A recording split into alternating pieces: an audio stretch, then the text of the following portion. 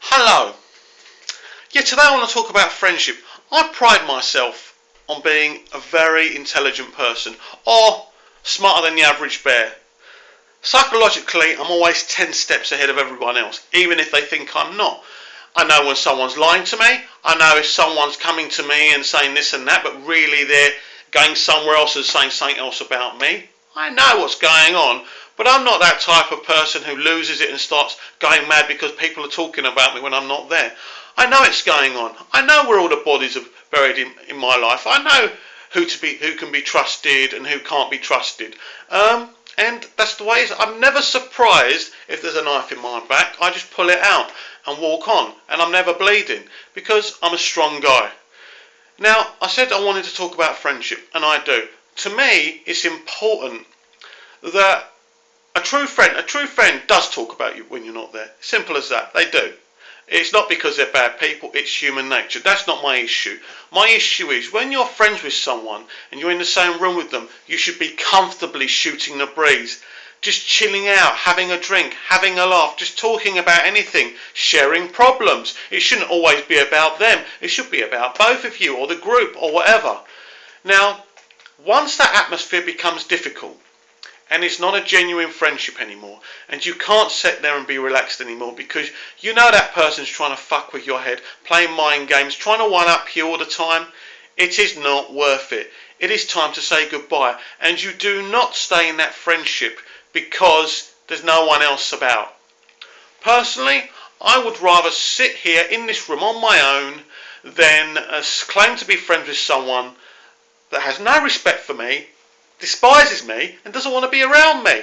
I've got my heart, I've got my mind, I've got my bits and pieces, I've got my Blu-rays, I do my writing. I don't get bored of myself. I'm not bored in my own company. It's cool for me.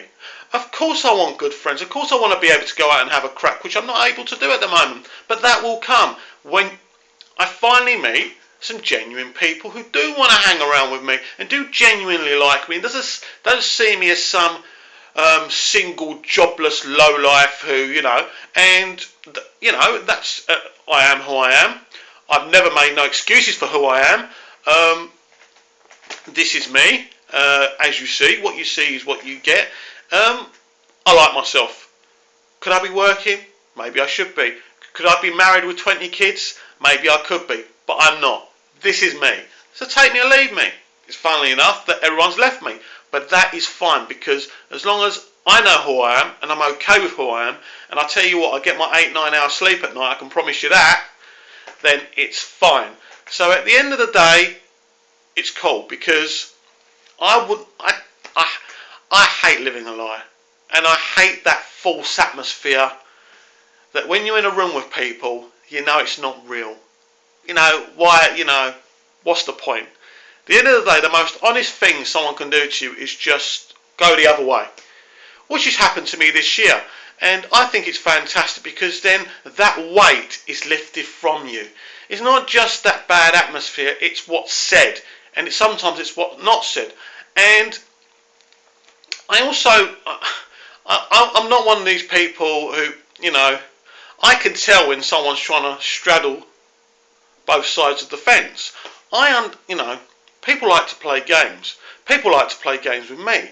But unfortunately for them, as I've said, psychologically, I'm 10 steps ahead of everyone. Now, I might not show that. I might not say, oh, I know what you're thinking. But I don't have to tell you that because you know I'm here. I'm jobless, and and I sit on my arse 24 hours a day. And how am I surviving? Because I've got brains. At the end of the day, the brainless think they're clever, and the people who've got brains don't shout about it, even though I've just said it. But I don't shout about it. But I do know what's going on. Even though I'm not highly educated, I know a lot of things, and I know how to play the psychological game better than anyone. I can promise you that. Now, I've got a loving heart, and I care about people, and I genuinely do. I do care about people. But at the end of the day, when people don't give back that love, it's time to say goodbye. You don't want to be friends with me? You've got no respect for me? You did the absolute right thing. You went the other way. You freed me from the responsibility of thinking, what is the point? What is the point in this friendship? Because you don't like me.